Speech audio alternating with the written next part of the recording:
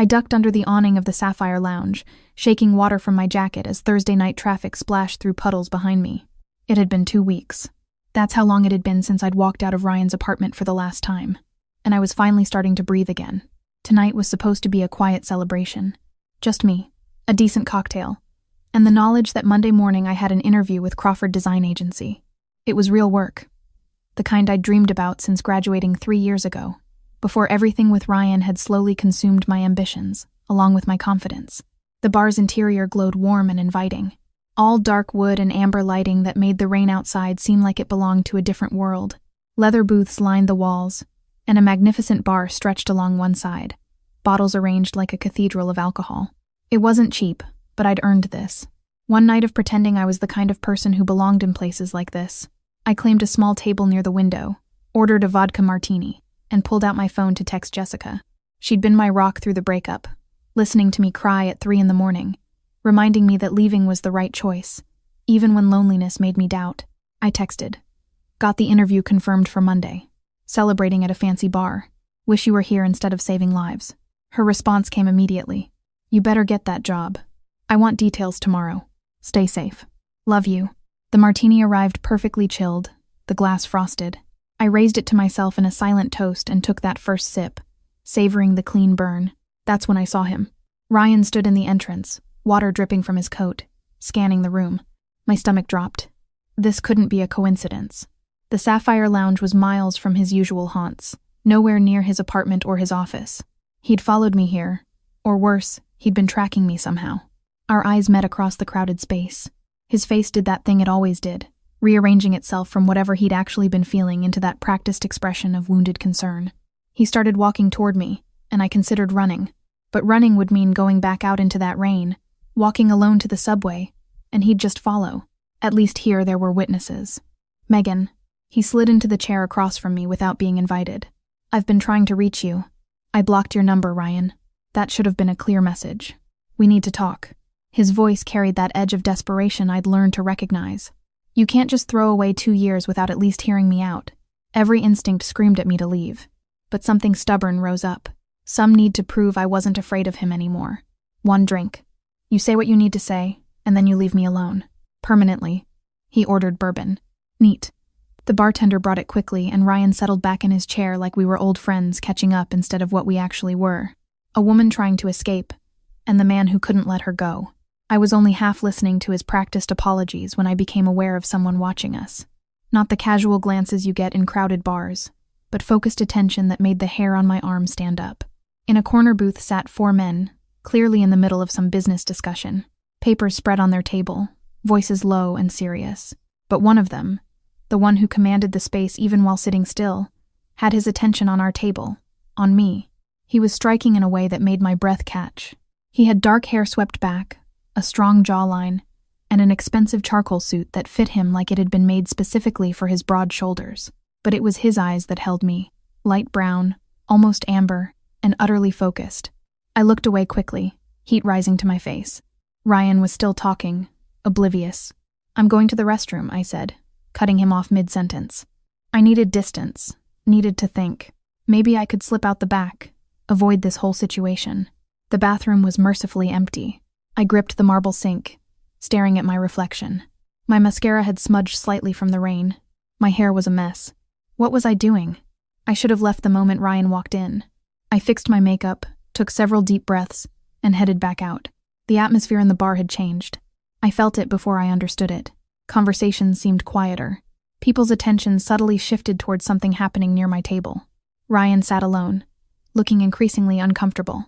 But standing beside my table, holding my martini glass in his hand, was the man who'd been watching me earlier.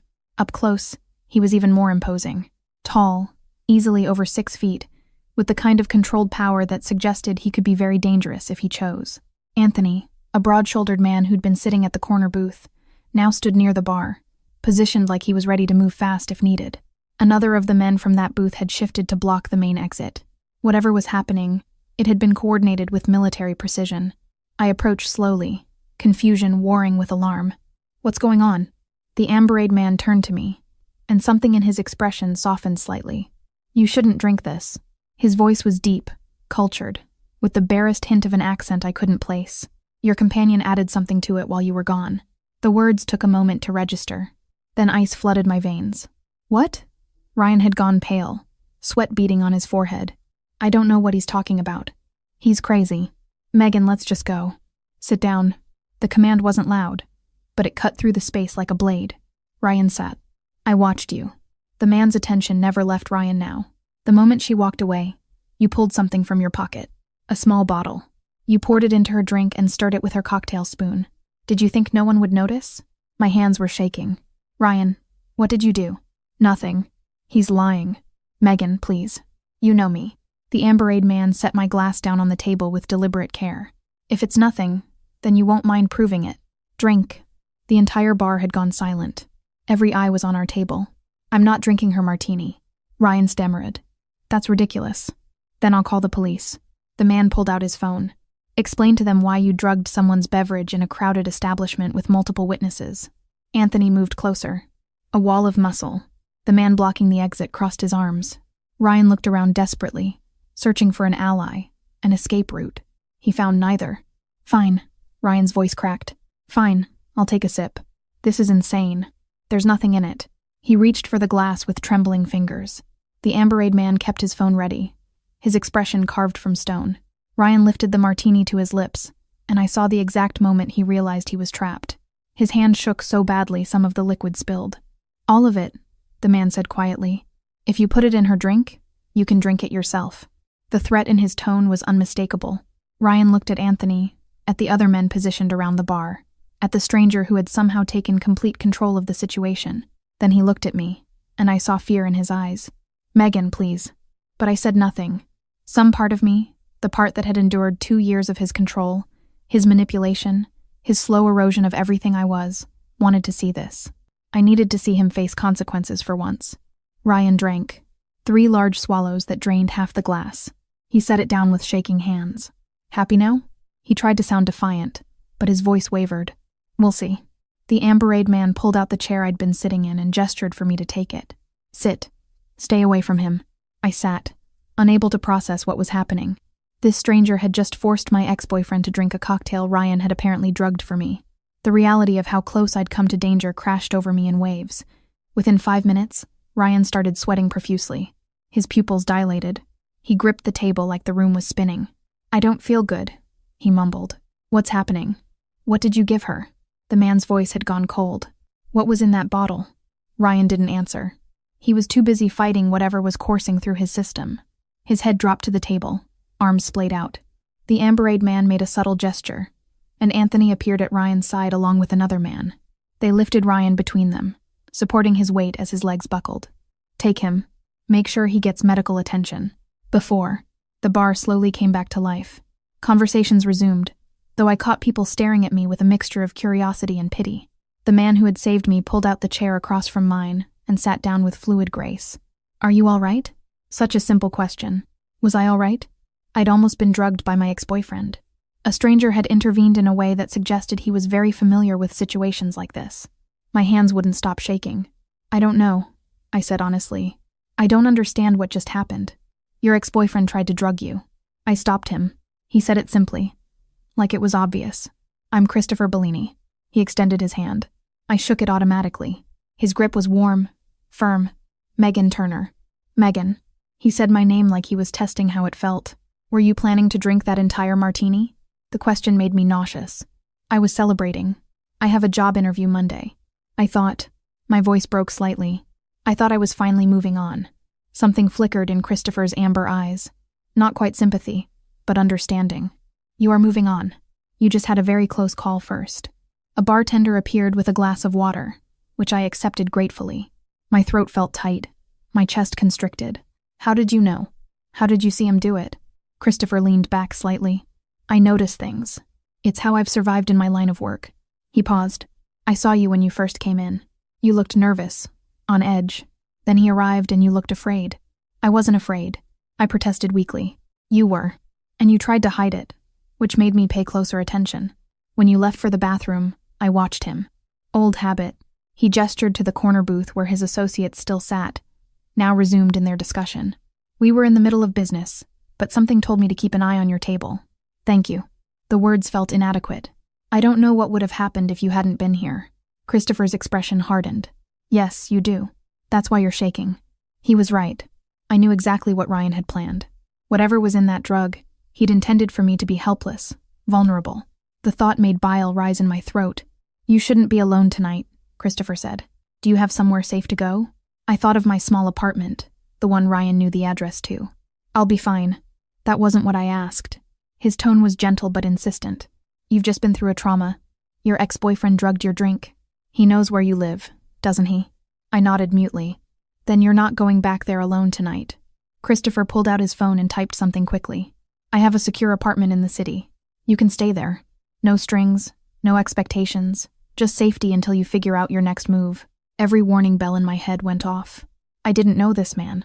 He might have saved me, but accepting his offer felt like trading one dangerous situation for another. As if reading my thoughts, Christopher added, I'll have Anthony, my associate who helped remove your ex, stay on guard. You'll have the apartment to yourself. I won't even be there. Why would you do this for a stranger? His jaw tightened almost imperceptibly. Let's just say I have personal reasons for despising men who hurt women. And you're not safe alone tonight. You know it. I know it. He was right. I did know it.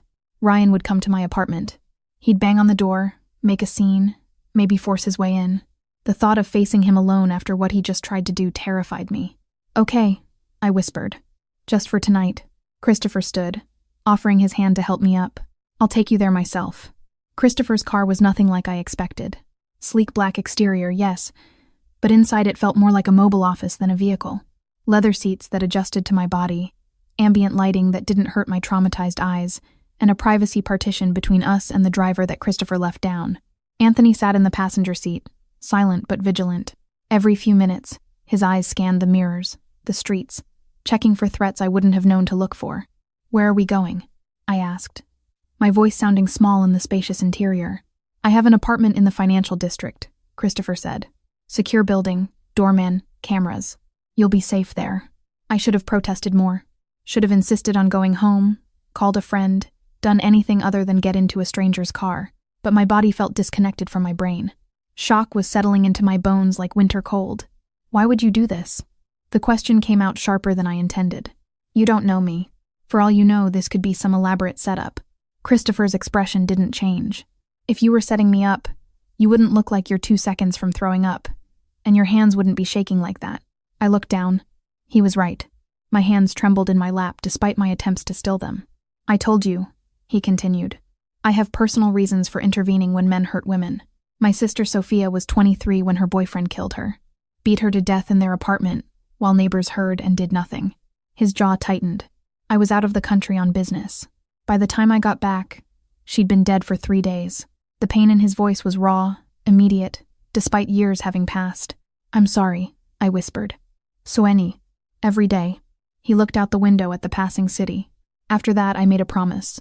Any man in my sphere of influence who lays hands on a woman answers to me. Your ex-boyfriend just became my problem whether he likes it or not. The car pulled up to a gleaming high-rise, all glass and steel reaching toward the cloudy sky. A doorman in a crisp uniform immediately opened my door. Mr. Bellini, welcome back. Thank you, Marcus. This is Miss Turner. She'll be staying in the guest apartment. Make sure she's added to the access list. Of course, sir. I followed Christopher through a lobby that belonged in an architectural magazine. Marble floors, modern art on the walls, a fountain in the center that made soothing water sounds. The elevator required a key card to access, and Christopher used one from his wallet before pressing the button for the 15th floor. You live here? I asked. I own the building. I live on the 20th floor. The apartment you'll be using is kept for business associates who need discretion. The word discretion sent a chill through me. What kind of business required that level of secrecy? The elevator doors opened directly into an apartment, not a hallway. My confusion must have shown because Christopher explained, each floor from 15 up is a single residence. More security, more privacy. The space was beautiful in an understated way. Hardwood floors, floor-to-ceiling windows offering a view of the city, furniture that looked expensive but comfortable. Everything in shades of cream and gray, masculine but not oppressively so. Bedroom through there, Christopher pointed. Bathroom is ensuite. Kitchen's fully stocked. There's a phone by the bed that connects directly to building security and to my personal line.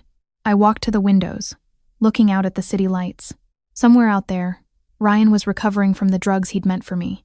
The thought made me nauseous. "I've called a doctor," Christopher said, pulling out his phone. "He should be here in about 20 minutes. Just to make sure you didn't ingest anything before I stopped you." "I didn't drink any of it. Better to be certain." Anthony appeared in the doorway. "Perimeter secure. Building security is aware of the situation. I'll be stationed outside the elevator." "Thank you, Anthony." Christopher turned to me. "He'll be here all night. You're completely safe." After Anthony left, silence stretched between us. Christopher remained standing, hands in his pockets, clearly unsure whether to leave me alone or stay. I was equally uncertain what I wanted. "You said you manage businesses." I finally said, "What kind of businesses?" He studied me for a long moment. "Several restaurants, a few nightclubs, import and export operations, real estate development, security consulting, and the less legal ones." A ghost of a smile touched his lips. "You're direct. I appreciate that." He moved to sit on the sofa, gesturing for me to take the chair across from him. "My family has been in certain lines of work for 3 generations. I inherited those responsibilities along with the legitimate businesses. I try to keep things as clean as possible, but I operate in a world where clean is relative. So, you're in the mafia." I said it plainly, needing to hear it confirmed. That's a loaded term. I prefer to think of it as running a family business with unconventional methods. He leaned back. "Does that frighten you?" It should have. Everything about this situation should have terrified me. But sitting in that quiet apartment, looking at the man who'd saved me from something horrible, I felt oddly calm right now. "I'm more frightened of Ryan than I am of you." "Good, because you should be." The substance he used, we'll know more once it's analyzed, but based on how quickly he reacted, it was likely HB or something similar. A date rape drug. "He planned to assault you tonight, Megan." Hearing it said so plainly made the room spin slightly. "We dated for 2 years. He never..." I stopped, corrected myself. "He was controlling, manipulative, but he never physically hurt me. Drugging someone is physical assault. What he planned to do after you were incapacitated would have been rape." Christopher's voice was gentle, but firm. "You need to understand the danger you were in." A knock at the door interrupted us. Christopher rose to answer it, returning with a man in his 60s carrying a medical bag. "Megan, this is Dr. Harrison. He's going to examine you." The examination was quick and professional. Dr. Harrison checked my vitals, drew blood for testing, and asked questions about what I'd consumed that evening. Through it all, Christopher waited in the kitchen, giving us privacy, but remaining close. "You're perfectly healthy," Dr. Harrison concluded. "No signs that you ingested anything harmful. The blood work will confirm, but I'm confident you'll be fine physically. Emotionally, you've experienced a trauma. I'd recommend speaking with someone, a therapist who specializes in assault cases." After he left, Christopher returned with 2 glasses of water. "Are you hungry? I can have food brought up." I couldn't eat. My stomach still felt like a clenched fist. But I should call my friend. She'll be worried. "Of course. Use any phone you'd like." I pulled out my cell phone, realizing it was nearly 11 o'clock. Jessica would be at the hospital starting her shift. I dialed, and she answered on the first ring. "Megan, where the hell have you been? You said you'd text after your drink, and then nothing." "I've been calling for hours." "I know. I'm sorry. Something happened." "What kind of something? Are you okay? Do I need to come get you?" I glanced at Christopher, who'd moved to stand by the windows, giving me the illusion of privacy. I ran into Ryan at the bar. What did he want? To talk, apparently. But Jess, he put something in my drink. Tried to drug me. The line went silent for several heartbeats. He what? Someone saw him do it, stopped me from drinking it, and made Ryan drink it instead to prove what he'd done. Ryan ended up passing out and was taken to a hospital. "Oh my God, Megan, where are you now?" "I'm coming to get you right now. I'll leave work." "I don't care. I'm safe. The man who helped me, he has a secure apartment. I'm staying here tonight because Ryan knows where I live." "The man who helped you? What man?" "Megan, you can't just go home with strangers. I know how it sounds, but I trust him. His name is Christopher Bellini. He owns the building. He's been nothing but respectful. And he has security watching the apartment. I'm okay. Really." Jessica was quiet for a moment. "Bellini. That name sounds familiar. Let me look him up." I heard her typing in the background. "Oh, Megan, this guy is serious. There are like a dozen news articles about him. Business owner, philanthropist, but also rumors about organized crime connections. This is who you're with?" "He saved my life tonight, Jess." "I know, and I'm grateful, but this is complicated. Promise me you'll be careful.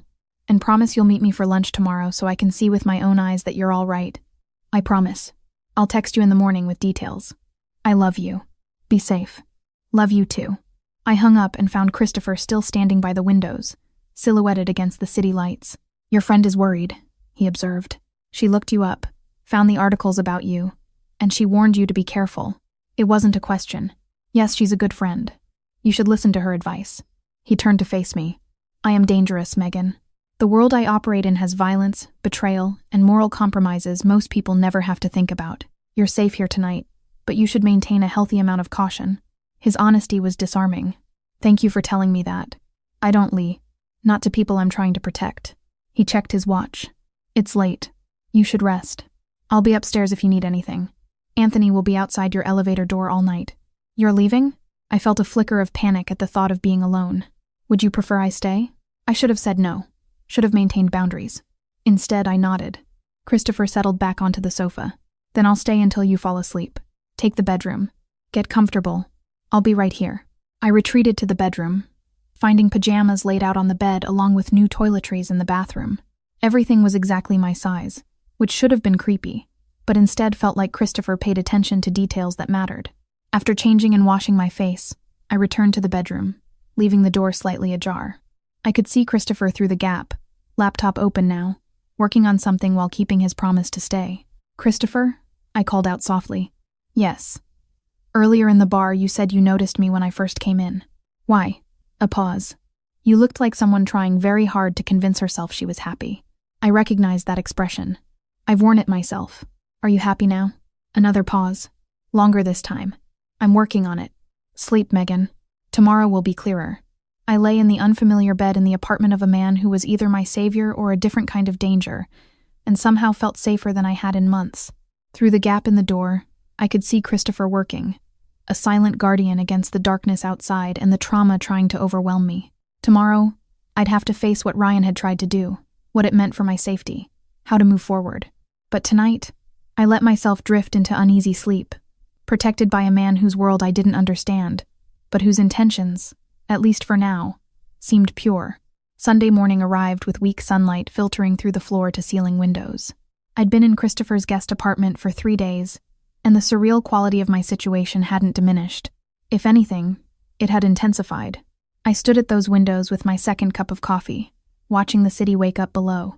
Somewhere down there, Ryan was recovering from the drugs he'd intended for me. Somewhere, my normal life waited to be reclaimed. But I couldn't bring myself to leave this protected bubble just yet. Christopher had visited each morning, always professional, always checking if I needed anything.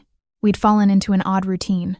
He'd arrive around 8, bring pastries from a bakery nearby, sit at the kitchen counter while I ate, and we'd talk. Not about heavy things, not about Ryan or the mafia or danger. Instead, we discussed books, movies, the architecture of the city, safe topics that let us learn each other without diving too deep. But today felt different. Today, I needed answers. I'd spent half the night on my laptop searching Christopher Bellini's name. The results were a strange mix of legitimate business profiles and carefully worded news articles that danced around accusations without making any concrete claims. Philanthropist, restaurant owner, real estate developer, alleged ties to organized crime, person of interest in federal investigations that never went anywhere. His face appeared in society pages, always in expensive suits, always with that controlled expression that revealed nothing. The man in those photos seemed like a stranger compared to the one who'd sat on my couch until I fell asleep, who brought me breakfast, who looked at me like I mattered. A knock at the door interrupted my spiraling thoughts. I checked the peephole out of habit, even though no one could reach this floor without clearance.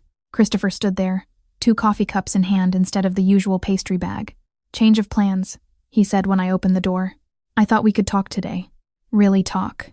I stepped aside to let him enter. He'd dressed more casually than usual. Dark jeans and a gray sweater that somehow made him look more approachable and more dangerous at the same time. I've been researching you, I said, deciding on honesty. Online. There are a lot of articles. I'm sure there are. He set the coffees on the counter. What did you learn? That you're either a successful businessman with unfortunate connections, or a criminal who's very good at hiding it.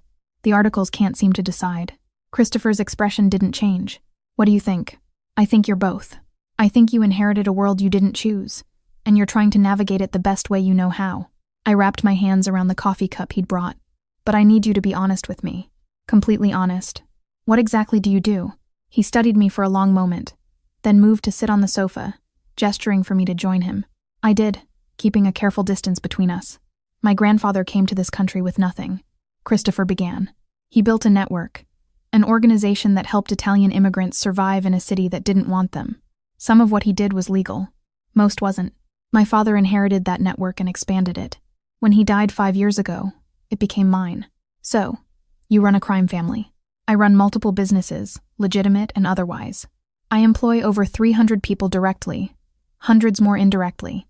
I protect neighborhoods that the police have abandoned. I provide services that banks won't offer to certain communities. He paused. I also enforce contracts that can't be taken to court. I move goods across borders without proper documentation. I ensure cooperation through methods that would horrify most civilians. The brutal honesty should have scared me. Instead, I appreciated it. Why are you telling me this? Because you deserve to know who's protecting you. And because the situation with Ryan has become more complicated. My stomach tightened. How complicated? He's been released from the hospital. The substance he used was HB, confirmed by the lab work, enough to incapacitate you for hours. But his lawyers got him out on bail within 48 hours. Charges reduced to attempted assault. That's impossible. You had witnesses. You had evidence. I had evidence of him drinking a drugged beverage. His lawyers argued that someone else drugged it, that he was a victim too. It's a weak defense, but it bought him freedom. While the case moves through the courts, Christopher's jaw tightened. But that's not the real problem. Ryan has connections I didn't initially realize. He's been doing business with the Volkov family. Who are they? Russian organized crime. They've been trying to expand their territory into areas my family controls. Ryan's been serving as a middleman for some of their money laundering operations. He's small time in their world, but he's connected. The implications crashed over me. They'll protect him. They already are. And worse, Ryan knows you're important to me now. He saw my reaction, saw how I intervened. The Volkovs could try to use you as leverage against me. I stood abruptly, pacing to the windows. So, I'm what? Collateral damage in some mob war. You're a complication they'll try to exploit if given the chance. Christopher remained seated, his voice calm. Which is why I think you should consider relocating temporarily. I have properties out of state where you'd be completely safe. New identity, financial support, everything you'd need. No. The word came out sharp, definite. Megan, be reasonable. The danger is real. I spent 2 years making myself smaller for Ryan, changing what I wore, who I saw, how I spoke. I finally broke free. And now you want me to disappear. I turned to face him. I have a job interview tomorrow morning. Crawford Design Agency. It's the opportunity I've been working toward for 3 years. I'm not running away from my life because of Ryan or the Volkovs or anyone else. Christopher stood, crossing the space between us in 3 long strides. That interview won't matter if you're dead. Then find another way to protect me. You're supposed to be this powerful crime boss, right? Figure it out. Something like respect flickered in his amber eyes. You're stubborn. I'm done being controlled. Even with good intentions, it's still control. He nodded slowly. I watched him think, calculate, assess options with the speed of someone used to making strategic decisions. There might be another way. It's riskier, but it keeps you visible and active. I'm listening. I own a restaurant in Midtown Bellinot. High-end Italian cuisine. Exclusive clientele.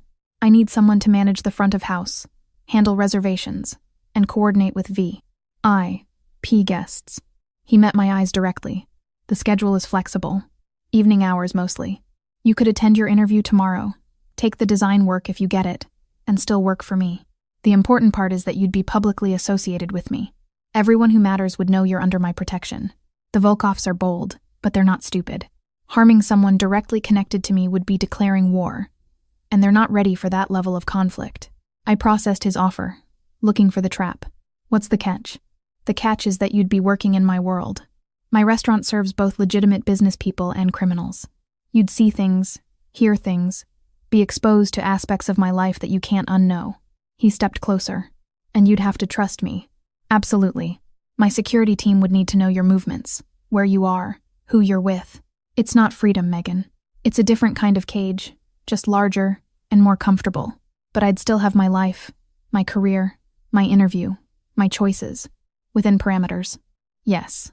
I thought about the alternative, hiding somewhere under an assumed name, waiting for men I didn't know to decide my fate. At least Christopher's offer let me fight. Let me live visibly. I want to earn my position, I said firmly. No special treatment because I'm under your protection. If I'm bad at the job, you fire me. If I'm good at it, I get paid what I deserve. A genuine smile touched Christopher's lips. You're negotiating terms with me. Shouldn't I? Most people don't have the courage. He extended his hand. You have a deal. You start Wednesday evening after your interview. That gives me time to brief the staff and arrange security. I shook his hand and he held it perhaps a moment longer than necessary, his thumb brushing across my knuckles in a gesture that sent unexpected warmth up my arm. Thank you, I said quietly, for giving me options instead of orders. Thank you for being brave enough to stay and fight instead of running. It makes my job easier if you're not hiding. The moment stretched between us, charged with something neither of us was ready to name. Then my phone buzzed, shattering the tension. A text from Jessica. I'm coming over. Anthony already cleared me. Be there in 20 minutes. Christopher read my expression. Your friend? She's worried. She wanted to come sooner, but I kept putting her off. I think she's afraid you've kidnapped me or something. She's protective. That's good. He moved toward the door. I'll give you privacy. But Megan, when you tell her about the restaurant job, be prepared for resistance. She's going to try to talk you out of it. How do you know? Because it's what a good friend should do. Listen to her concerns. They'll probably be valid. After he left, I straightened the apartment, nervous about Jessica's visit in a way I couldn't quite explain. She was going to have opinions, strong ones, and part of me knew she'd be right to worry. She arrived exactly 20 minutes later, bursting through the door the moment I opened it and pulling me into a fierce hug. Let me look at you. She held me at arm's length, examining my face like a doctor checking for symptoms. You look okay. Tired, but okay. Are you eating? Sleeping? I'm fine, Jess. Really. Fine is what people say when they're not fine. She moved past me into the apartment and I watched her take it all in. The expensive furniture, the view, the obvious wealth. This is where you've been staying, Megan. This place probably costs more per month than we make in a year. Christopher owns the building, right? Christopher Bellini, the maybe mobster who swept in and saved you. She turned to face me. Worry was etched in every line of her face. I've been reading about him, Meg. Really reading. There are federal investigations, rumors about violence, connections to some seriously bad people, and you're just what? Living in his apartment? It's complicated. Then uncomplicate it for me because from where I'm standing, it looks like you escaped one controlling man and jumped straight into the arms of another. The accusation stung because part of me had worried the same thing. It's not like that with Christopher. He's been nothing but respectful. He's given me options. Let me make my own choices. Has he? Jessica sat on the sofa, patting the space next to her. Or has he just been really good at making you think you have choices while guiding you exactly where he wants you? I sat beside her, trying to organize my thoughts. Ryan tried to drug me. Jess, you know what would have happened if Christopher hadn't stopped him. And now Ryan's out on bail, connected to Russian criminals who might try to use me against Christopher. I can't just go back to my normal life and pretend I'm safe. So what's the plan? You hide here forever? No. Christopher offered me a job at his restaurant. I'd be publicly connected to him, which makes me too risky for his enemies to touch. And the schedule is flexible, so I can still go to my interview tomorrow, still do design work. Jessica was quiet for a long moment. You're going to work for a mob boss. I'm going to work at a restaurant that happens to be owned by someone with complicated business interests. That's the same thing, just with prettier words. She took my hand. I'm not saying don't do it. Honestly, I don't know what the right answer is here, but I need you to go into this with your eyes open. Men like Christopher Bellini don't do favors without expecting something in return. Maybe not today, maybe not this month, but eventually there will be a price. I know that. I'm not naive about who he is. Aren't you, though? Her voice was gentle but firm. He saved you, Meg. That creates a powerful psychological bond. Gratitude can look a lot like something else, especially when the person you're grateful to is attractive and attentive and makes you feel protected. Just promise me you'll be careful with your safety and with your heart. I wanted to argue, to insist that I knew exactly what I was doing, but Jessica knew me too well, could read the confusion I was trying to hide. I promise I'll be careful, I said instead.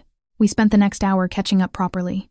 She told me about the chaos at the hospital, about the new resident who couldn't start an eye, V to save his life, about her ongoing battle with the scheduling supervisor, normal life stuff that felt both comforting and surreal given my current circumstances. When she finally left with multiple promises that I'd call her every day and meet for lunch regularly, the apartment felt emptier than before. I had Christopher's offer, Jessica's warnings, and my interview tomorrow. 3 different directions pulling at me, and I'd have to find a way to navigate all of them without losing myself in the process. That night, I laid out my interview clothes and reviewed my portfolio one last time. I tried to imagine a future where I could balance design work and restaurant management effectively. This future also involved being under the protection of a man straddling the legal and criminal worlds. It seemed impossible, but impossible had been leaving Ryan. Impossible had been surviving these past 3 days without falling apart. If I could do those things, maybe I could do this too. 2 weeks into working at Bellinot, and I'd fallen into a rhythm I never expected. Monday morning, I'd gone to my interview at Crawford Design Agency with my portfolio, and a confidence I didn't entirely feel. The creative director, a woman named Patricia Lane, had loved my work. By Wednesday, I had my first freelance project, a branding package for a boutique hotel chain. By Friday, I was juggling design work during the day and managing reservations at Christopher's restaurant in the evenings. It was exhausting. It was exhilarating. It was mine. The restaurant itself was stunning. All exposed brick and soft lighting with tables arranged for both intimacy and the ability to see who else was dining. The clientele was exactly what Christopher had warned me about, a mixture of legitimate business people, celebrities who valued discretion, and men who carried themselves with the same controlled danger Christopher did. I'd learned to recognize the latter quickly. They moved differently, spoke differently, tipped extravagantly, and never caused scenes. The staff had accepted me with professional courtesy, but I'd noticed the way they watched me when Christopher was around. The way conversations would pause when I entered the kitchen. Marco, the head chef, a man in his 50s with tattoos covering his forearms, had pulled me aside on my 3rd night. "You seem like a good person," he'd said in accented English. "Mr. Bellini. He doesn't bring people into his world lightly. Whatever you are to him, be careful with it and with yourself." I'd thanked him, unsure what else to say. What was I to Christopher? His employee, certainly. The woman he was protecting, obviously. But there was something else growing between us. Something neither of us had acknowledged, but both of us felt every time we occupied the same space. He came to the restaurant most evenings around 9 o'clock, always with at least one associate, sometimes more. He'd take his usual table in the back corner, the one with sight lines to all entrances and exits, and conduct business over perfectly prepared meals. But his attention would track me as I moved through the dining room, greeting guests, managing the complex dance of reservations and walk-ins. Tonight was Saturday, our busiest night. Every table was booked, and I'd been on my feet for 5 hours straight. My dress, a simple black sheath that the restaurant provided for front-of-house staff, felt like it was painted on after hours of movement. My face hurt from smiling. Jessica had stopped by earlier during her dinner break from the hospital, sitting at the bar and watching me work with obvious concern. We'd managed a quick conversation between my tasks. "You look tired," she'd said, stirring her wine. "I'm fine, just busy." "That's your new favorite phrase." "I'm fine." She'd studied me. "Are you eating, sleeping, taking care of yourself?" "Jessica, I'm 27 years old. I know how to take care of myself." "Do you? Because from where I'm sitting, you're working 2 jobs, living in a building owned by a crime boss and pretending this is all normal." "It is normal. My normal, anyway." She'd left shortly after with promises that we'd have lunch tomorrow, a proper meal where we could actually talk. I'd agreed, knowing she was right to worry, but unable to articulate why I felt safer in Christopher's orbit than I had anywhere else. Christopher had arrived at his usual time, but alone tonight, which was unusual.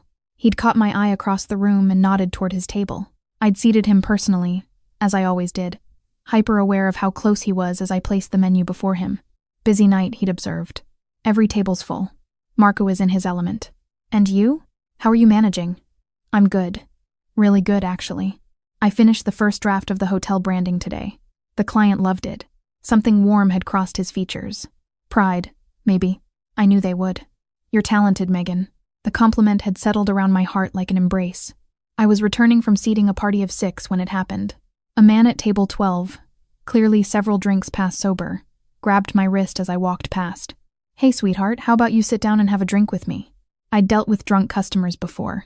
The key was to remain professional, but firm. "I appreciate the offer, sir, but I'm working. Can I get you anything else?" His grip tightened. I wasn't asking. "Sir, please let go of my wrist. Make me." The dining room had gone quiet, conversations dying as people registered what was happening. I was about to signal for security when a presence materialized beside me. Christopher, his hand closing over the man's wrist with controlled pressure. "She asked you to let go." His voice was soft, deadly. The drunk man looked up, his bravado evaporating as he recognized who was speaking. I didn't mean anything, just having fun. Remove your hand from her now. The man released me so quickly, I stumbled slightly. Christopher steadied me with his free hand while maintaining his grip on the drunk's wrist. Anthony, Christopher said, not raising his voice. But somehow the man appeared instantly at the table. Please escort this gentleman out. He's no longer welcome at Bellinot. Of course, Mr. Bellini. The drunk was removed quickly and quietly, but the damage was done. Everyone in the restaurant had witnessed the interaction, had seen Christopher's reaction, the protective fury that had radiated from him. Are you all right? He asked me, still close, his hand warm on my arm. I'm fine. It was just a drunk customer. It was assault. His jaw was tight. Come with me. It wasn't a request. He guided me through the restaurant, past the kitchen, to a private office I'd never been in before. The moment the door closed behind us, the professional mask he wore for the dining room slipped. Did he hurt you? Christopher examined my wrist, where red marks were already forming. It's nothing, really. I've dealt with worse. That's not the reassurance you think it is. His thumb traced over the marks gently. You shouldn't have to deal with any of it. We were standing too close. I could feel the heat of him, smell the subtle cologne he wore, see the concern and something darker in his amber eyes. The office suddenly felt too small, the air too charged. Christopher, I started, but didn't know how to finish. I can't stop thinking about you. The confession came out rough, unpolished. I know I shouldn't. I know all the reasons this is a terrible idea. You work for me. You're under my protection. I'm bringing you into a world that could destroy you. But every time I see you, every time you walk past my table, I want things I have no right to want. My heart hammered against my ribs. What things? Instead of answering, he cupped my face in his hands, giving me every opportunity to pull away. I didn't. I closed the distance between us and kissed him. The world narrowed to his mouth on mine, his hands sliding into my hair, my body pressed against his. It was desperate and perfect and terrifying all at once. He tasted like the wine he'd been drinking, his lips demanding but careful, like he was afraid I might break. When we finally broke apart, both breathing hard, his forehead rested against mine. Tell me you want this, he said. Tell me I'm not taking advantage of the situation. I want this. I want you. The admission felt dangerous and liberating, but I need you to understand something. I just got out of a relationship where I lost myself completely. I can't do that again. I need boundaries, Christopher. I need to know I can walk away if I have to. His expression shifted. A vulnerability I'd never seen before crossed his features. I would never stop you from leaving, but I'm not going to pretend I could watch you go easily. I'm not asking for easy. I'm asking for honest. Then honestly, I want you in ways that probably aren't healthy. I want to protect you, possess you, know everything about you. My world doesn't do casual well, Megan. If we do this, I'll want all of you. I should have been scared. Should have recognized the warning signs, the possessiveness that echoed Ryan's control. But this felt different.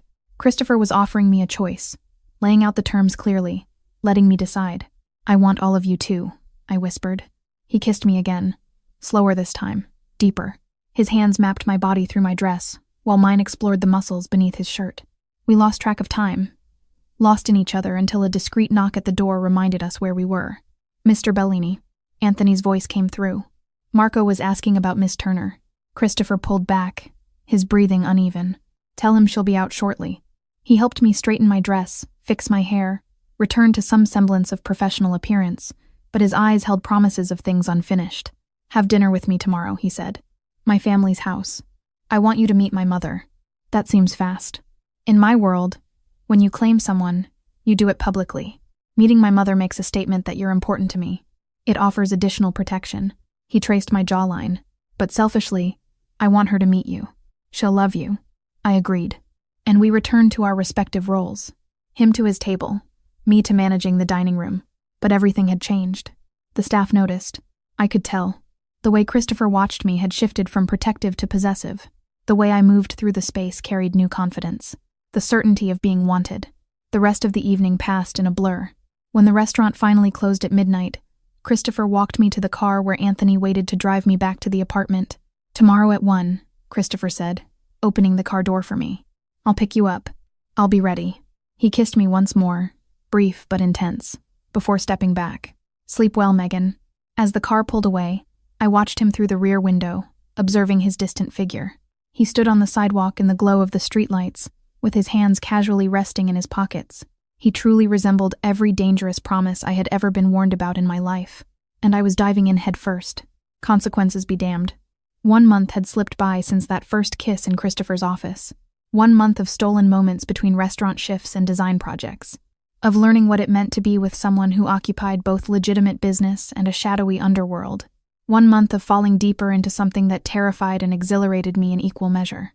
I was at Christopher's penthouse apartment for the first time. A space that reflected him perfectly. Minimalist but comfortable. Expensive without being ostentatious. With security features I'd learned not to ask too many questions about. We just finished dinner, something Christopher had cooked himself. Pasta carbonara that rivaled anything Marco made at the restaurant. "You're distracted," I observed, watching him stare at his phone with an expression I'd come to recognize. Business, the kind that put that hard edge in his amber eyes. He set the phone down deliberately.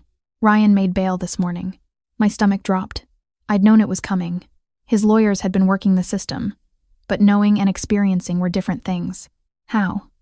Expensive attorneys who know which judges to approach. The charges were reduced from attempted drugging to simple assault.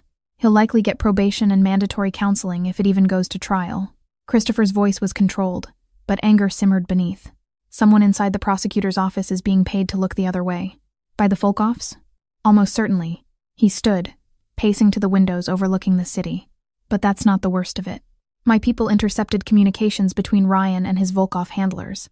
They're planning something, Megan. Something specific. The way he said it made my blood run cold. What kind of something? Christopher turned to face me, and I saw genuine fear in his expression for the first time. There's a charity gala in 2 weeks. The Children's Hospital fundraiser you mentioned wanting to attend because your design client is sponsoring a table. The Volkoffs know about it. They're planning to grab you there. Use you to force concessions from me about territory disputes. I processed this information. My mind immediately jumped to logistics. So we don't go. Problem solved. It's not that simple. If they're planning this, they'll plan something else. The specific event doesn't matter. You being in public, accessible, that's what matters to them. He crossed back to me, kneeling beside my chair, so we were eye level. I want you to move out of the guest apartment. Come stay at my estate in Westchester. It's fully secured. Staff you can trust. Distance from the city. You'd be safe there. For how long? As long as it takes to resolve the Volkoff situation. I stood, needing distance to think. And my work, my design projects, the restaurant. You could work remotely. Video calls, digital submissions. The restaurant can function without you for a while. So, you want me to hide, to disappear. I want you alive, Christopher said sharply. I want you safe. Is that really so unreasonable? It's a cage, Christopher. A beautiful, secure cage, but still a cage. I moved to the windows, looking out at the city I'd fought so hard to build a life in. I left Ryan because he controlled every aspect of my existence. I can't let fear of the Volkoffs do the same thing. This isn't about control. It's about protection. It feels the same from where I'm standing. Silence stretched between us, heavy with frustration and fear. Finally, Christopher spoke, his voice raw. I'm in love with you, Megan. Completely. Irrationally in love with you. The thought of something happening to you, of them taking you, hurting you, using you against me, it terrifies me in ways I haven't felt since my sister died. I can't lose you. The confession should have filled me with joy. Instead, it filled me with complicated grief. I love you too, but I won't live in hiding, Christopher. I fought too hard to reclaim my life to give it up now, even for you. Then what do you suggest?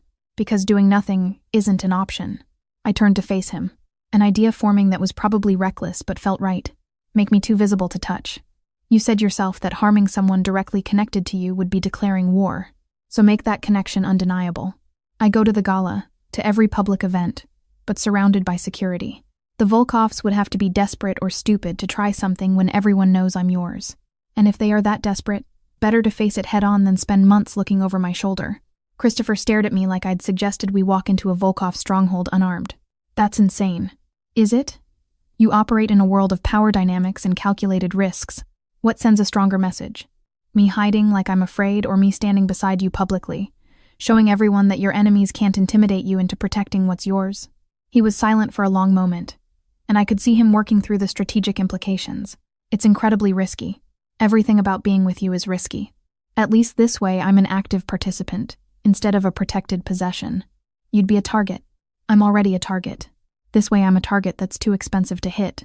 Christopher ran his hands through his hair, a rare gesture of frustration. If we do this, there are conditions. Non-negotiable ones. I'm listening. You learn self-defense. Real training. Not just basic awareness. Anthony will work with you daily. You learn escape protocols. How to recognize threats. How to buy yourself time if something goes wrong. Agreed. You don't go anywhere without security. Ever. Even if it feels excessive or annoying or like you're being watched, your life is more important than your privacy. As long as the security is professional, not invasive. I won't have someone monitoring my phone calls or reading my emails. Fair. He moved closer, his hands framing my face. And you tell me immediately if you change your mind, if this becomes too much, if you want out. No judgment, no argument. Your safety and well-being come first. Always. The genuine concern in his voice undid something in my chest. I promise. Then we do it your way. But Megan, if something happens to you because I agreed to this, I'll never forgive myself. Nothing will happen. We'll be careful. Smart. Together. He kissed me then, desperate, and claiming like he was trying to memorize every detail. When we finally broke apart, he rested his forehead against mine. You're the bravest person I know. Or the most stubborn. I haven't decided which. Can it be both? The ghost of a smile touched his lips. With you, it usually is. The next morning, I called Jessica during her lunch break, needing her perspective before committing fully to the plan. You want to do what? Her voice carried equal parts disbelief and concern.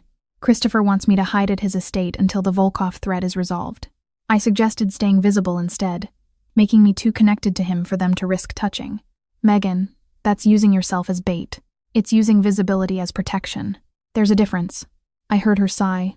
Explain the difference. Because from here, it sounds like the same dangerous idea with different words. If I hide, they'll always be looking for an opportunity. If I'm visible and obviously protected, any move against me becomes a declaration of war between criminal organizations. The Volkovs aren't ready for that level of conflict. According to Christopher's intelligence, it's actually safer. According to Christopher's intelligence. Do you hear yourself? You're making life and death decisions based on crime, family politics. I'm making decisions about my own life based on the reality of my situation. I'm already in danger, Jess. This just shifts the dynamic in my favor. Another sigh. I hate that you're probably right. I hate that this has become your normal. But if you're asking for my opinion, I think hiding would drive you crazy. You're not the type to sit passively while others decide your fate. So, you think I should do it? I think you should do whatever keeps you alive and preserves the person you've become. Just promise me something. What? Promise that if it gets too dangerous, if the situation changes, you'll actually consider running. Don't let pride or stubbornness get you killed. I promise. And Megan, the self-defense training Christopher mentioned, take it seriously. Learn everything they'll teach you. After we hung up, I felt more settled in my decision. Christopher had already arranged for Anthony to begin training me that afternoon. The sessions were brutal in ways I hadn't anticipated. Anthony wasn't teaching me to fight. He was teaching me to survive. How to recognize when someone was following me. How to position myself in public spaces for maximum visibility and escape routes. How to break various holds and grips. How to use everyday items as weapons. How to spot concealed firearms. How to fall without serious injury. How to scream effectively to draw attention. The goal isn't to win a fight, Anthony explained during our third session. The goal is to create opportunity. 3 seconds where you can run, where you can get to safety, where help can reach you. That's all we're building. My body ached in new places every day. My reaction times improved. My awareness sharpened. I started noticing things I'd never paid attention to before. The man who'd been on the same subway car 3 days in a row. The vehicle that parked across from my building twice in 1 week. The way Christopher's security team positioned themselves to create protective barriers without being obvious about it. 2 weeks of training transformed how I moved through the world. I wasn't naive anymore about the threats surrounding me. But I also wasn't paralyzed by fear. Knowledge, Christopher had told me, was the most powerful protection. Understanding the dangers meant I could navigate them intelligently. The night before the charity gala, Christopher came to the guest apartment where I was still technically living, though I spent most nights at his penthouse now. Last chance to change your mind, he said, though his tone suggested he already knew my answer. I'm not changing my mind. Then tomorrow we make a statement. You walk into that gala on my arm, and everyone in our world will understand what you mean to me. The protection that comes with that is absolute, but so is the attention. Once we do this, there's no going back to anonymity. I thought about the woman I'd been 2 months ago, sitting in that bar trying to celebrate a job interview, about to be drugged by the man I'd wasted 2 years on. I thought about who I'd become, the strength I'd found, the life I was building despite the danger. I don't want to go back. I want to move forward with you, whatever that means. Christopher pulled me close, and I felt his heart beating against my chest. Tomorrow, then, we face it together. The plan crystallized a week before the Children's Hospital fundraiser. I was reviewing design mock-ups at Christopher's penthouse when Anthony arrived with information that made my stomach twist into knots. We intercepted communications, Anthony said, spreading documents across the dining table. Ryan's been in contact with Volkov operatives. They're planning something at the charity gala. Christopher stood behind me, his hand resting on my shoulder.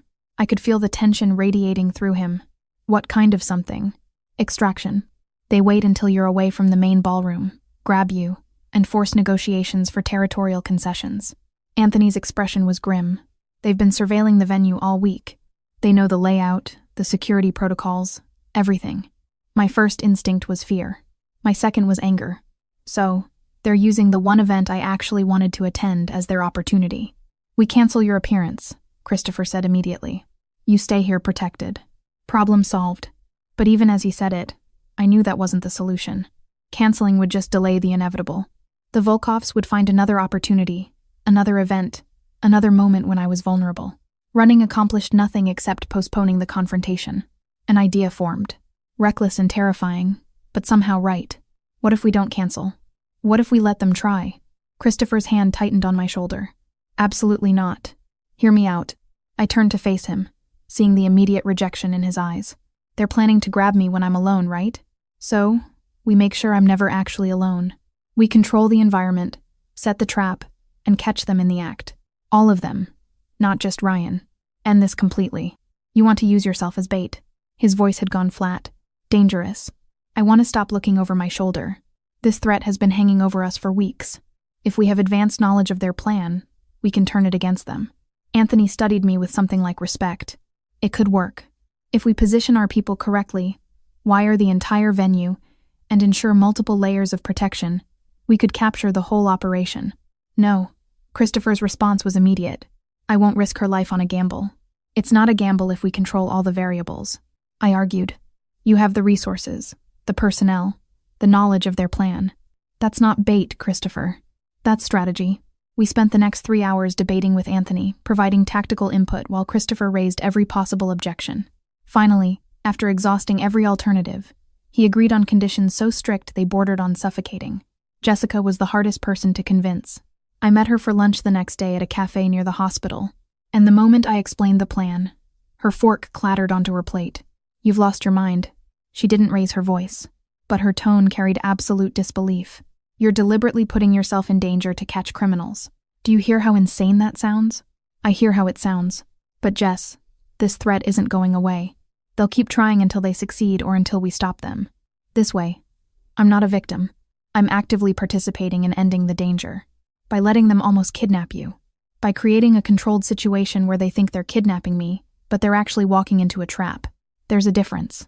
She was quiet for a long moment, stirring her coffee with mechanical precision. If I say no, if I beg you not to do this, will it change your mind? Probably not. But I need you to understand why. I spent 2 years with Ryan, making myself smaller, quieter, less visible. I finally have my life back, my autonomy back. I won't surrender that to fear, even justified fear. I need to face this head on. Jessica reached across the table and squeezed my hand. Then I'm not going to waste time trying to talk you out of it. But I have conditions. You call me before the event. You text me every 30 minutes during. And if anything goes wrong, you get yourself out. Your pride isn't worth your life. Christopher has an entire security team. Nothing will go wrong. Famous last words. But she smiled slightly. I'll be at the hospital that night, close enough to respond if needed. The night of the gala arrived with unseasonable cold. I dressed in an emerald green gown that Christopher had commissioned, the fabric clinging perfectly while allowing complete range of movement. Anthony had insisted on that detail during the fitting. The dress needed to look elegant but function practically, if I had to run or fight. Christopher adjusted his cufflinks in the mirror, his reflection showing none of the worry I knew he felt. Last chance, Megan. We can still leave. Spend the evening anywhere else. We're going. We're ending this. The venue was spectacular. A historic hotel ballroom with soaring ceilings and crystal chandeliers.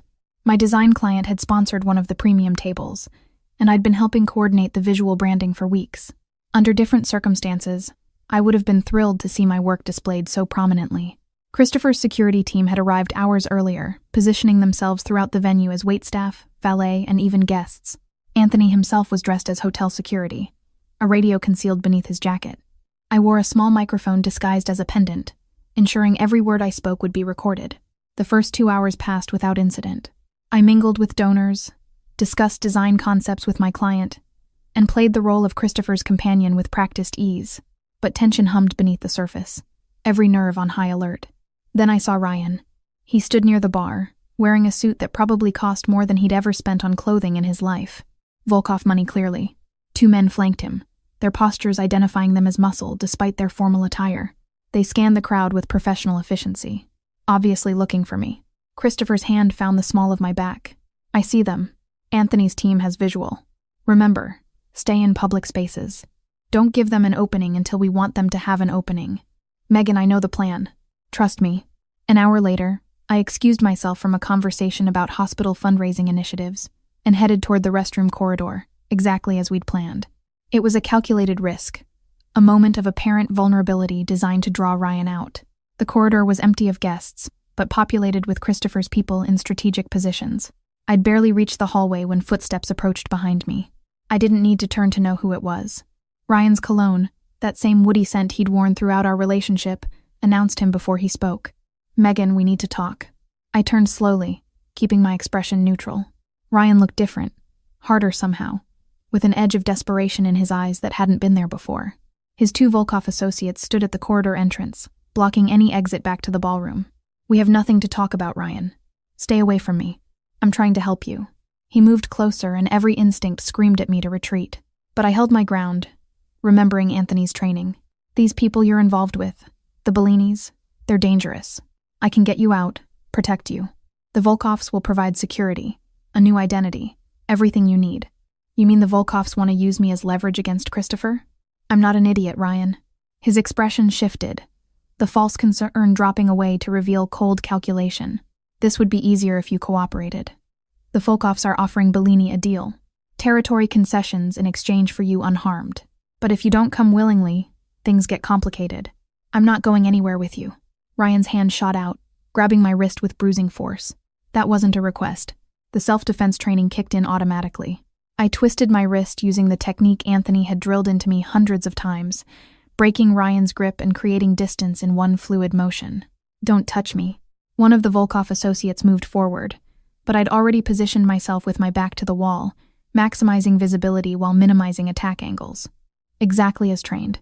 You really think you can fight us? Ryan's voice carried genuine confusion. There are 3 of us, Megan. Be smart. I am being smart. I'm being recorded. Every word you've said about kidnapping me, about the Volkov deal, about forcing me to cooperate, it's all being captured. I touched the pendant at my throat. So, you can try to grab me, but you'll be doing it on camera with witnesses positioned throughout this corridor. Ryan's face went pale as he processed my words. He looked at his Volkov companions, seeing their similar realization. They'd walked directly into a trap. You're bluffing. Am I? Look around, Ryan. Really. Look. The waitress at the service station, the maintenance worker at the end of the hall, the security guard who just passed. How many of them do you think work for Christopher? The Volkov associates were already backing toward the ballroom entrance, recognizing the tactical error, but Anthony and 4 other men blocked their escape, appearing from positions that had seemed empty before. You should have left me alone, I said to Ryan. You should have accepted that we were over, that I'd moved on. Instead, you tried to drug me, stalked me, and conspired to kidnap me. There are consequences for those choices. Ryan lunged at me, a last desperate attempt to grab his bargaining chip. But I was ready. I sidestepped, using his momentum to send him stumbling past me. Before he could recover, Anthony had him face down on the marble floor, wrists secured with zip ties. The 2 Volkov associates surrendered without a fight, recognizing they were outmaneuvered.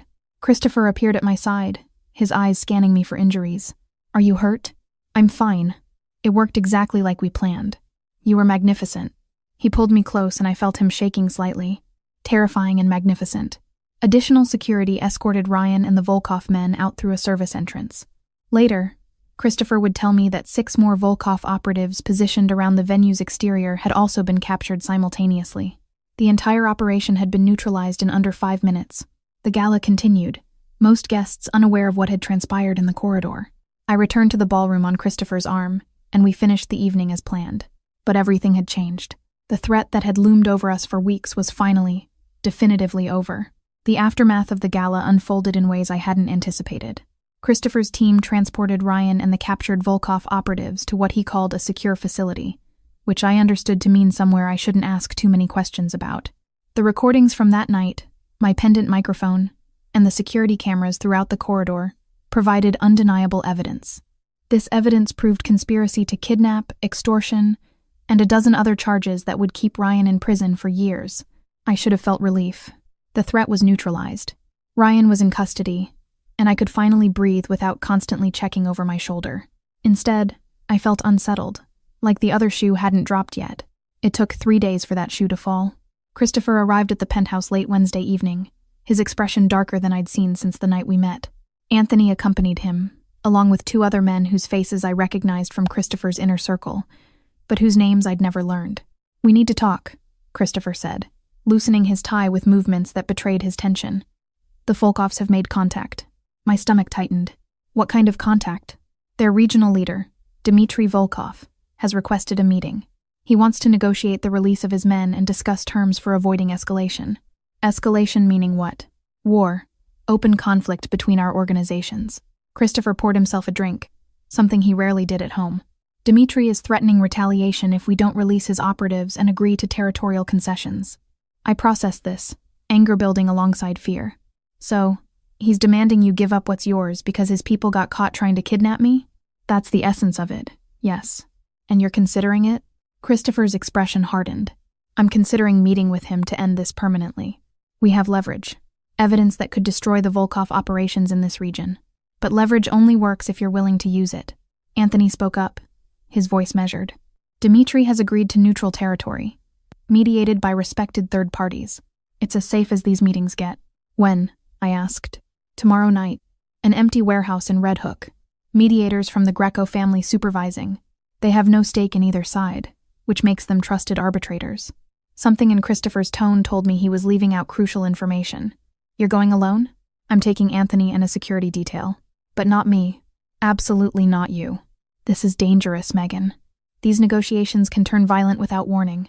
The old patterns tried to assert themselves. Christopher making decisions about my safety without my input. Controlling the situation because he thought he knew best. But this wasn't Ryan's manipulation. This was Christopher genuinely trying to protect me. The difference mattered. But so did my autonomy. I'm going with you. No, Christopher. I'm the reason for this conflict. My presence at that meeting sends a message that I'm not a pawn to be negotiated over, that I'm strong enough to face the people who tried to hurt me. Your presence also makes you a target. If things go wrong, if Dmitry decides to grab you during the meeting itself, we'd be walking you directly into danger. Then, make sure things don't go wrong. I moved to stand in front of him, forcing him to look at me directly. You've spent weeks teaching me to be strong, to defend myself, to face threats head-on. Don't undermine that by hiding me away when it actually matters.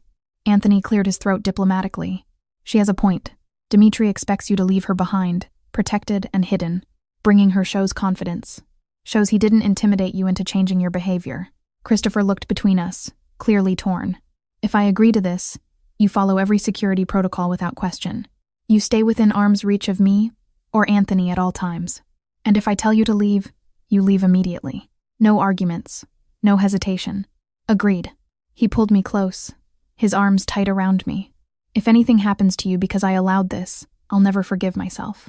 Nothing will happen. We're walking in with all the power. That night, I called Jessica to explain the situation. Her reaction was predictably negative.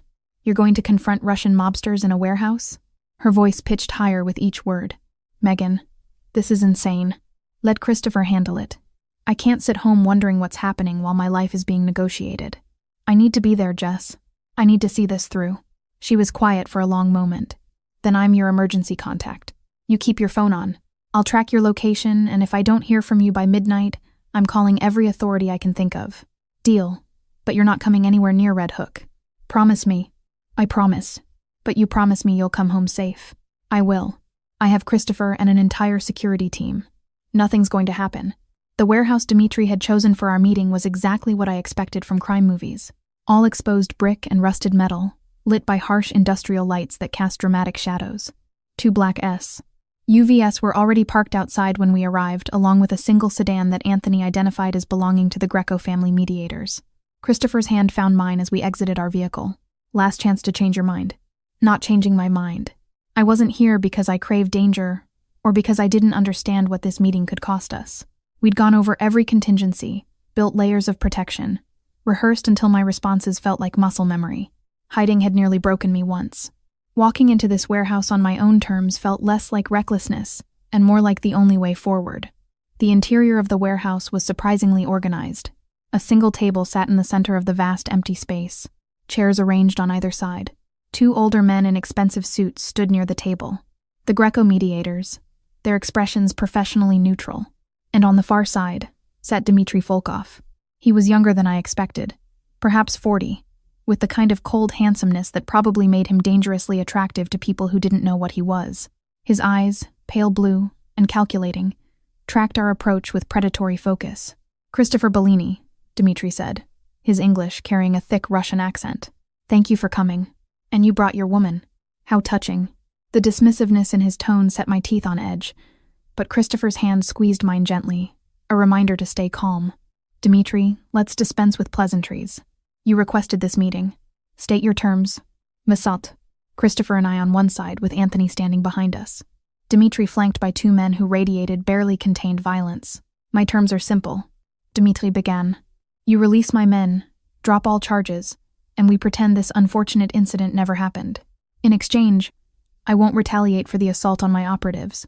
Those are demands, not terms, and they're rejected." Dmitri's expression darkened. "You're in no position to reject anything. I have resources you can't imagine, connections that extend far beyond this city. Starting a war with the Volkov family would be, how do you say, career suicide. Your resources didn't prevent your operation from failing spectacularly." Christopher's voice remained calm, controlled. "Your men walked into a trap, attempted kidnapping in front of witnesses, and are currently facing federal charges. You're the one with no position to negotiate from, because you got lucky. Because your woman," Dmitri's gaze slid to me with open contempt, "happened to be smart enough to wear a wire. Such cleverness for someone so ordinary." The insult was designed to provoke, to make Christopher lose his composure.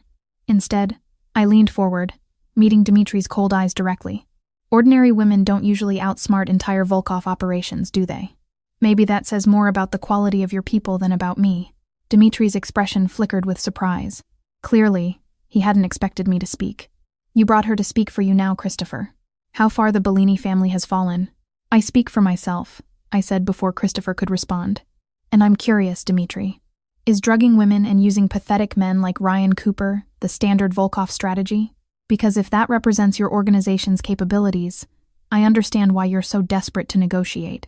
You can't afford for people to know how badly you failed." One of Dmitri's men moved forward aggressively, but the Greco mediator raised a hand. Everyone remained seated. "Miss Turner is well within her rights to defend herself verbally." Dmitri's jaw clenched, his pale eyes boring into me with hatred. "You have courage. Foolish courage, but courage nonetheless. Christopher, control your woman before she says something that gets her hurt. My woman doesn't need controlling." Christopher's voice dropped dangerously low.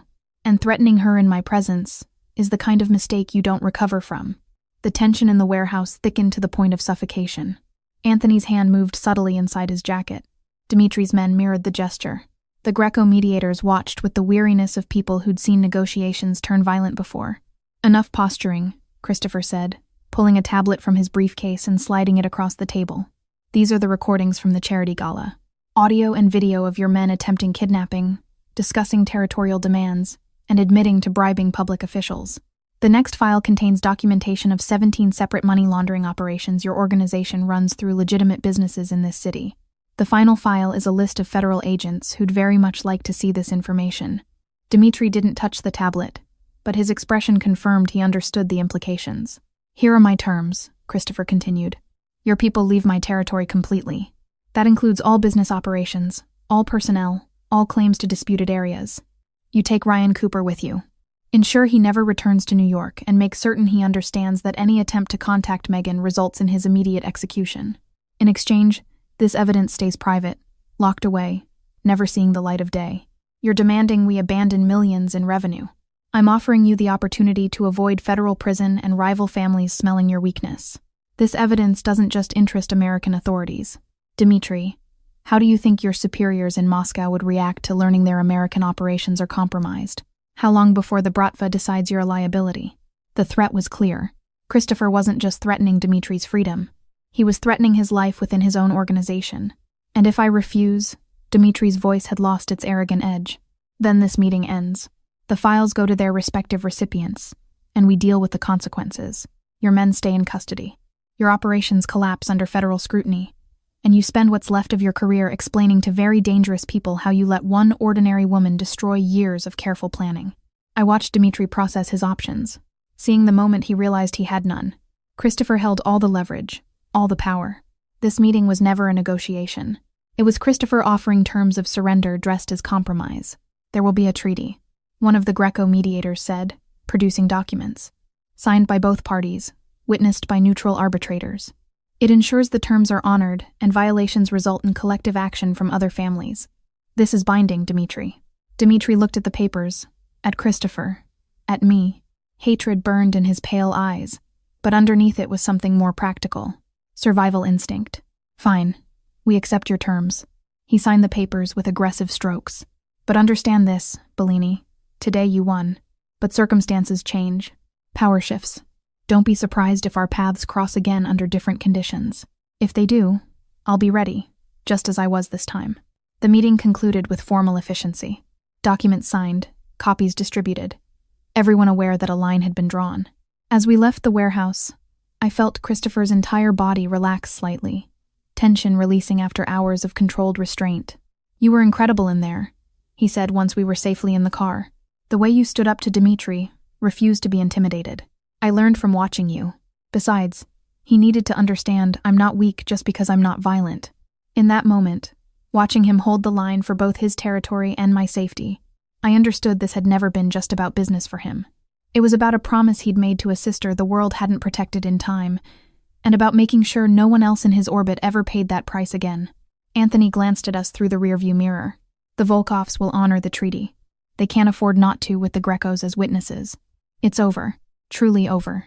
Later, I learned that Christopher's legal team had quietly funneled just enough of the evidence to a federal contact to keep the Volkovs under a microscope without exposing the full extent of his leverage.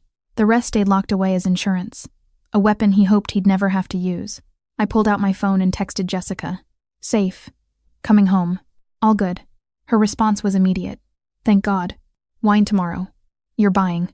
Christopher pulled me close, pressing a kiss to my temple. No more warehouses. No more negotiations with criminals. I want boring from now on. Boring sounds perfect. 3 months had passed since the warehouse meeting with Dmitry Volkov, and life had settled into a rhythm I never could have anticipated when I first walked into that rainy bar months ago.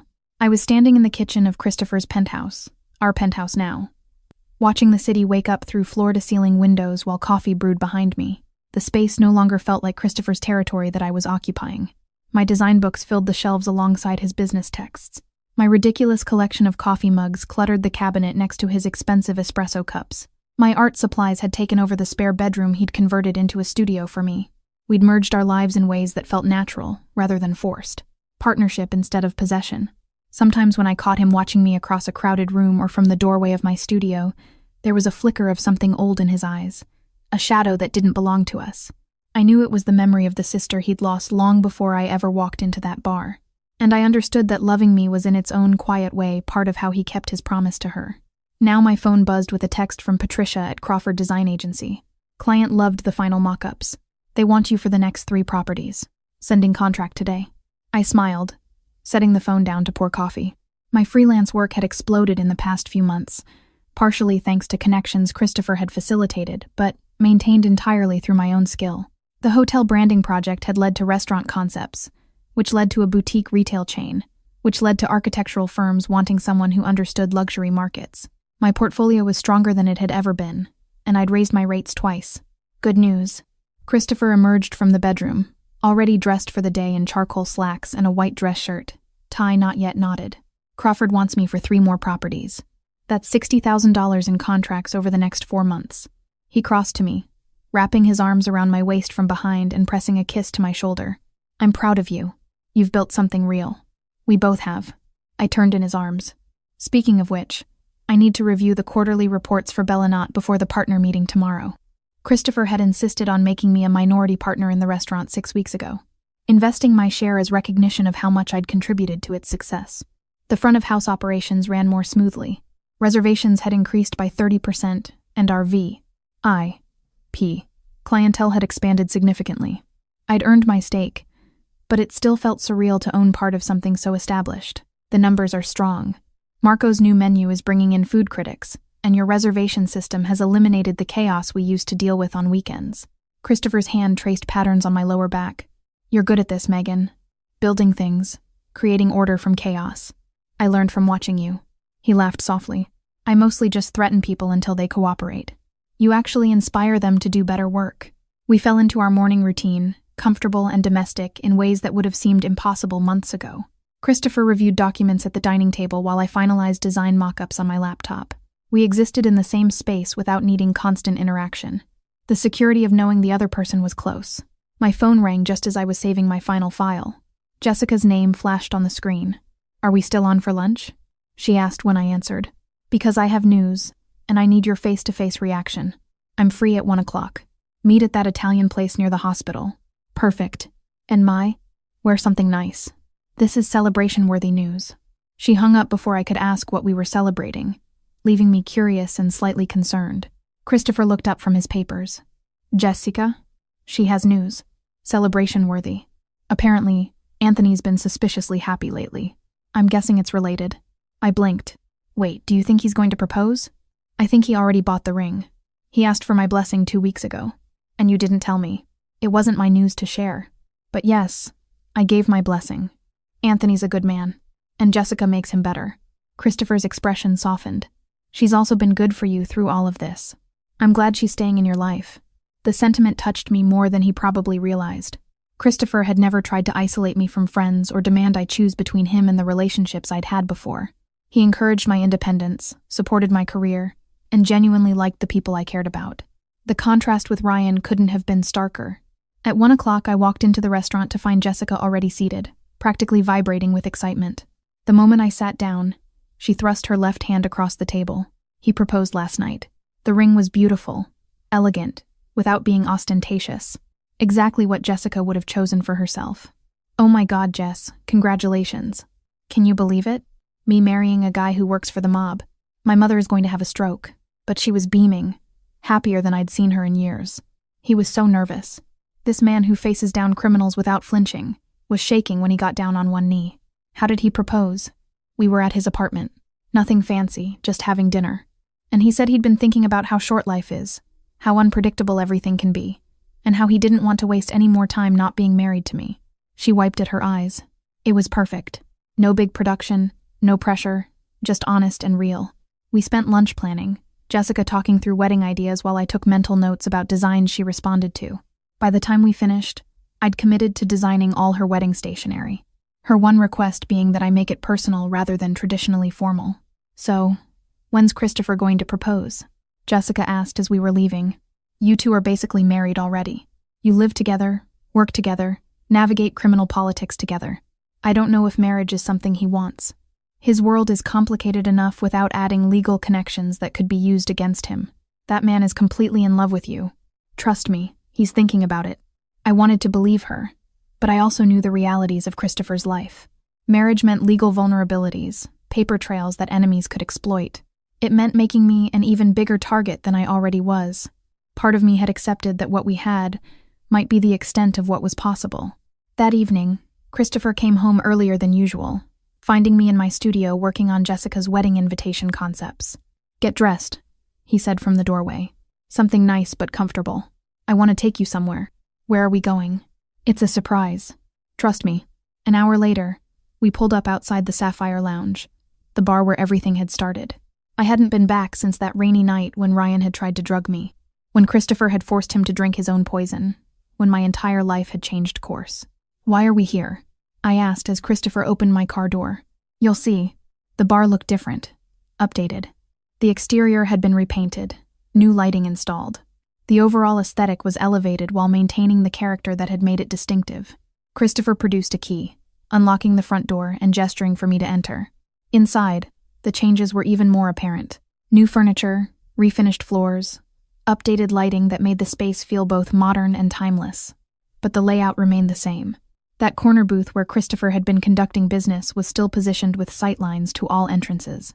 It's beautiful, I said, running my hand along the polished bar. When did they renovate? About 6 weeks ago. After I bought it, I turned to stare at him. You bought the Sapphire Lounge. The previous owner wanted to retire. I made him an offer he couldn't refuse. Christopher moved closer. His expression was unreadable. I wanted the place where I met you, where I realized my life was about to change, to be ours. A reminder of where we started. Christopher, this is too much. You didn't have to buy an entire bar just because of sentimental value. It's not just sentiment. It's investment. Legacy. He took my hands in his. Megan, 3 months ago, we were preparing to confront the Volkoffs, both of us uncertain whether we'd survive. Before that, we were navigating how to be together despite all the complications. And before that, we were strangers in a crowded bar, drawn together by circumstances that should have been traumatic, but became transformative.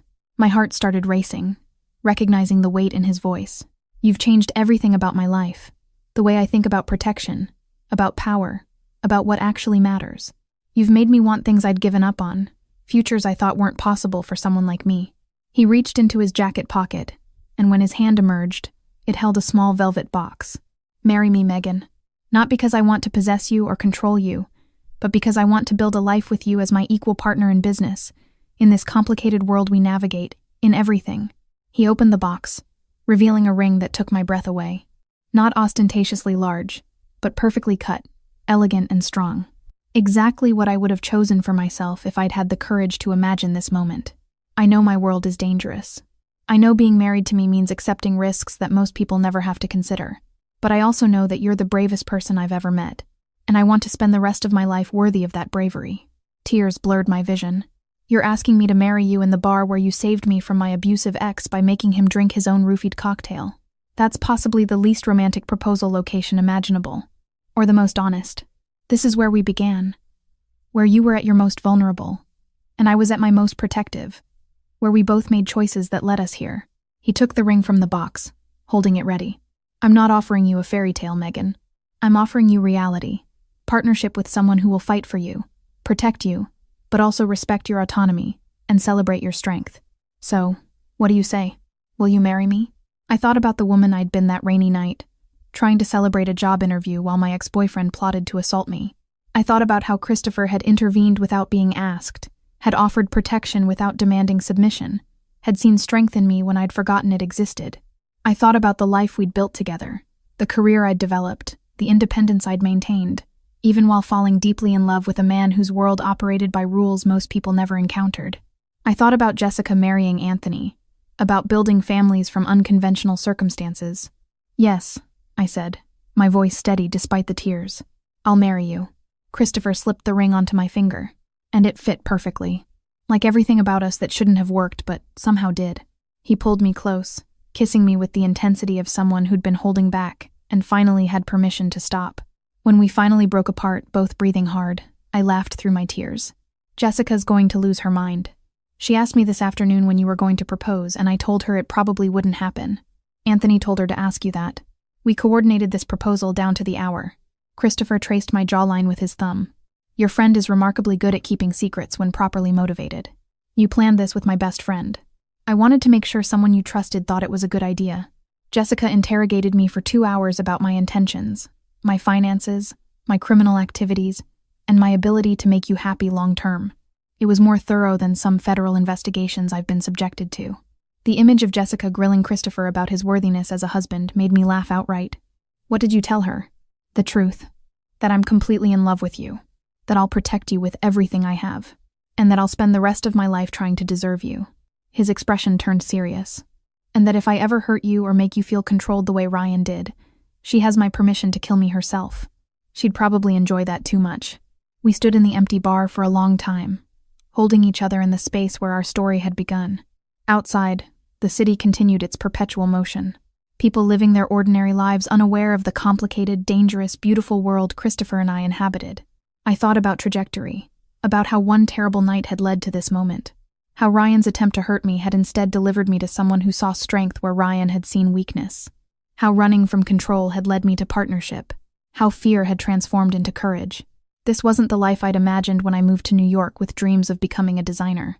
It was better, stranger, more real. I'd become someone I actually liked.